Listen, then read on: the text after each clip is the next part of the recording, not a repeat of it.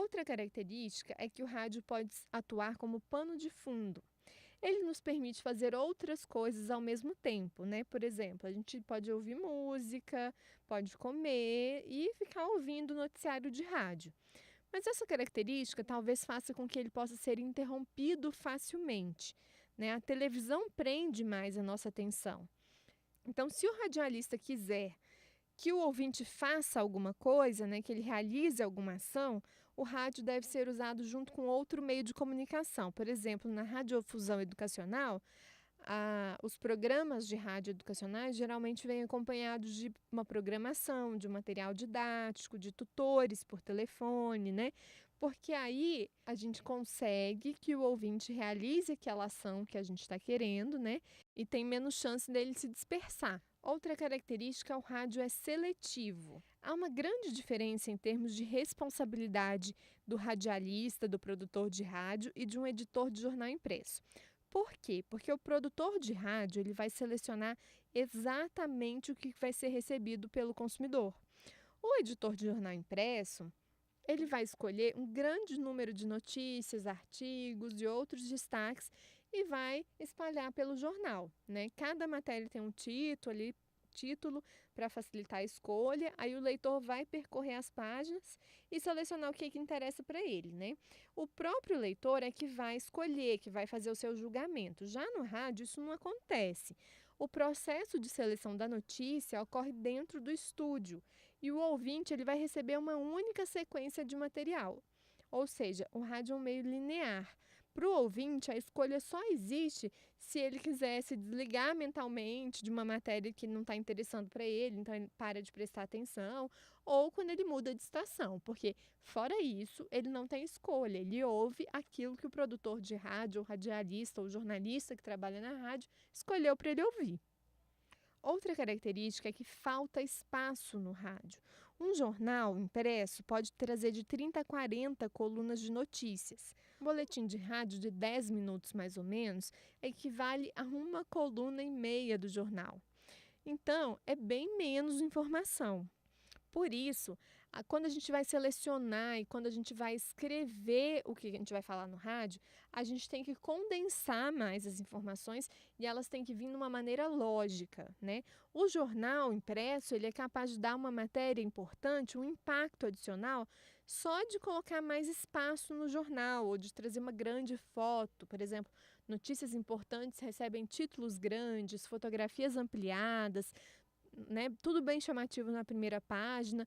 Já o equivalente no noticiário de rádio é só começar com essa matéria principal. Às vezes a gente consegue ilustrá-la com uma reportagem que vai explicar mais aquela matéria, aquela notícia, ou uma entrevista sobre aquele assunto. Mas é isso que a gente consegue dar de destaque. Mas há uma tendência para tudo sair mais ou menos do mesmo tamanho, né? Uma matéria ela pode ficar mais tempo no ar, mas também não quer dizer muito que ela é mais importante, porque uma cobertura descrita como detalhada talvez seja apenas longa, né? E a gente não consegue limitar muito a diferença entre a importância entre uma crise econômica, um templo religioso, um assassinato, a chegada de uma banda pop, os preços do mercado, a previsão do tempo, vão vir todos um atrás do outro, né, mais ou menos com a mesma duração, e não se dá um destaque para cada coisa. A não ser, como já foi dito, que aquela matéria abra a edição ou abra o boletim, por exemplo. E tem gente que argumenta que a imprensa escrita ela tem mais possibilidade de enfatizar certas histórias e impor essas histórias, né, como importantes para os consumidores, né, impor juízos de valor nos consumidores. Claro que isso depende da política editorial daquele jornal, né? Já o produtor de rádio ele não tem essa liberdade de manobra, né? No rádio dá a sensação de que todos os temas são tratados da mesma maneira. O que pode parecer que é tudo meio superficial no rádio. Por outro lado, essa característica do rádio talvez recupere um equilíbrio, né? Porque se o radialista impõe menos ao ouvinte, né, que aquilo é importante, que aquilo é o mais interessante, ele permite que a pessoa, o ouvinte, decida por conta própria, né? O que para ele é importante ou não. Outra característica é a personalidade do rádio. Uma grande vantagem do rádio em relação ao meio impresso, por exemplo, está no som da voz humana. Por quê? Porque a voz pode transmitir entusiasmo, compaixão, raiva, dor, riso.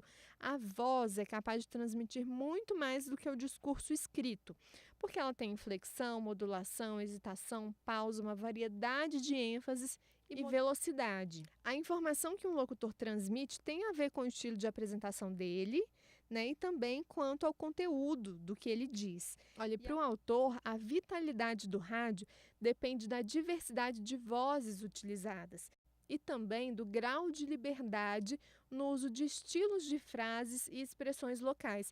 O que ele está dizendo aqui? Que é preciso ter uma variedade de locutores, de radialistas, de pessoas, né, falando no rádio, e quanto mais essas pessoas tiverem liberdade de impor o seu estilo, de utilizar expressões locais, né, eles vão mais se dar bem, porque é uma forma de se colocar perto, né, do ouvinte, se tornar íntimo do ouvinte. Outra característica, o rádio ensina. O rádio funciona muito bem no mundo das ideias, né? A gente já falou sobre isso no início. Então, como meio de promover a educação, ele se destaca. Seja ilustrando um evento histórico, acompanhando o pensamento político atual, ele serve para veicular qualquer assunto, né, que possa ser discutido, e ele conduz o ouvinte para um conjunto de informações. Para apreciar música e ensinar línguas, o rádio é ideal. É claro que falta aquela capacidade de demonstração, né, que a televisão possui, além da ausência de diagramas e gráficos, por isso a gente fala mais informações de texto do que de números em rádio, mas quando a gente usa um livreto junto, né, com a informação do rádio, por exemplo, rádio educacional, isso pode ser útil para a memorização. O autor diz que se a gente adicionar o elemento correspondência, né, num programa de rádio educativo, a gente ainda vai ter o processo bidirecional de questionamento, que é a essência de todo o aprendizado. O rádio toca música. Claro, né, gente? Essa característica é óbvia. Mas vamos falar sobre ela. No rádio você encontra sinfonias de Beethoven, as 40 mais ouvidas, as canções da infância, jazz, ópera, rock, sertanejo, né? Os shows prediletos. As músicas no rádio podem ser pano de fundo, né? Como a gente já falou, mas também elas podem ser foco para uma total absorção, além de relaxar e introduzirem momentos de nostalgia, entusiasmo, curiosidade. E a variedade de músicas também pode dar ao ouvinte uma oportunidade de descobrir novas formas musicais que ele ainda não conhece. Porque se a gente ouve só os nossos CDs antigamente, né? Se a gente ouvia só os nossos CDs, ou hoje, se a gente baixa só as playlists dos artistas que a gente gosta, pode ser que a gente não ouça um monte de gente legal, um monte de ritmo bacana. E na rádio a gente consegue isso. Tem a ver com essa próxima característica, ó, o rádio pode surpreender.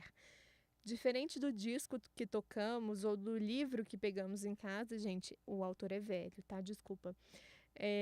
Mas vamos lá, a gente entende o que ele está querendo dizer, né? Diferente do disco que tocamos ou do livro que pegamos em casa, escolhidos para satisfazer as nossas preferências e as emoções do nosso momento, a música e a locução no rádio são selecionados para nós, e se a gente permitir ouvi-las, pode mudar o nosso humor e nos arrebatar. De repente, a gente pode se deparar com coisas novas e nos surpreender. Outra característica, o rádio sofre interferência.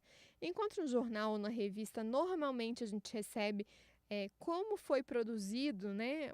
Do mesmo jeito que o produtor e o editor pensaram, a gente recebe a revista em casa, no rádio a gente não tem essa mesma garantia. As transmissões em ondas curtas, elas estão sujeitas a distorções bem acentuadas e a interferências de canal. Também as ondas médias, especialmente à noite, podem sofrer intrusão de outras emissoras, e é provável que a qualidade do som que a gente recebe seja bem diferente na sua dinâmica e amplitude de frequência do que é cuidadosamente produzido em estúdio.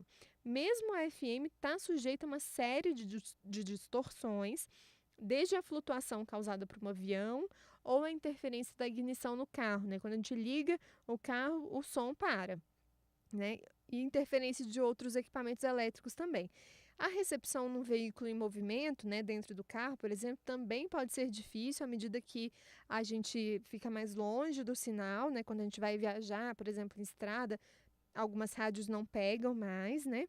Mas a transmissão digital e a radiodifusão direta de satélite superam a maioria desses problemas, mas é claro que eles têm um certo custo.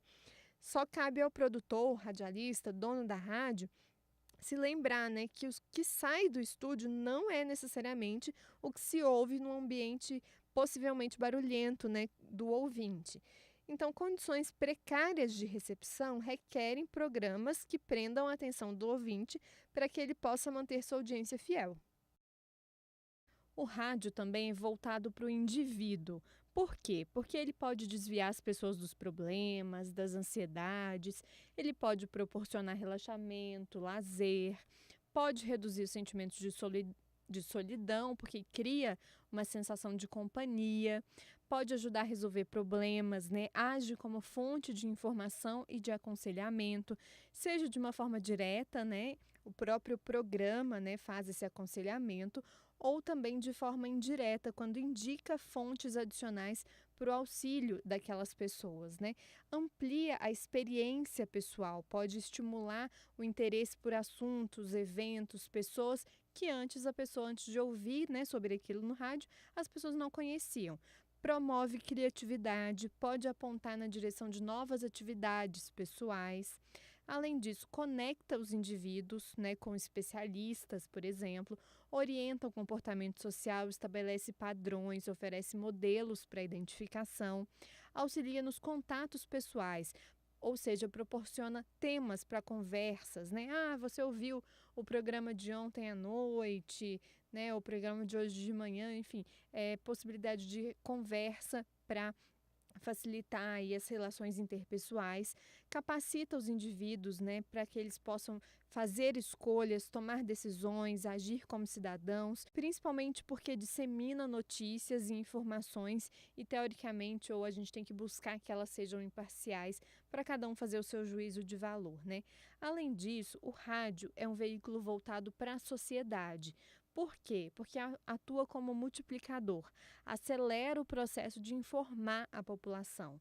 Além disso, fornece informação sobre empregos, produtos, serviços, ajuda a criar mercados com incentivo à renda, ao consumo, atua como vigilante sobre aqueles que detêm o poder, né, propiciando contato entre as pessoas que têm poder e o público e também vigiando as ações dessas pessoas que têm poder, né? Além disso, ajuda a desenvolver objetivos comuns. Ajuda o debate social e político quando expõe temas, né, e soluções, quando expõe temas para discussão, contribui com a cultura artística e intelectual, já que dá oportunidade para novos artistas, para artistas consagrados estarem ali no rádio e facilita o diálogo entre os indivíduos e grupos, promovendo uma noção de comunidade. Então, essas foram as características do meio rádio listadas por Robert McLeish no livro Produção de Rádio de 2001. Então, essas foram as informações dessa videoaula. Até a próxima!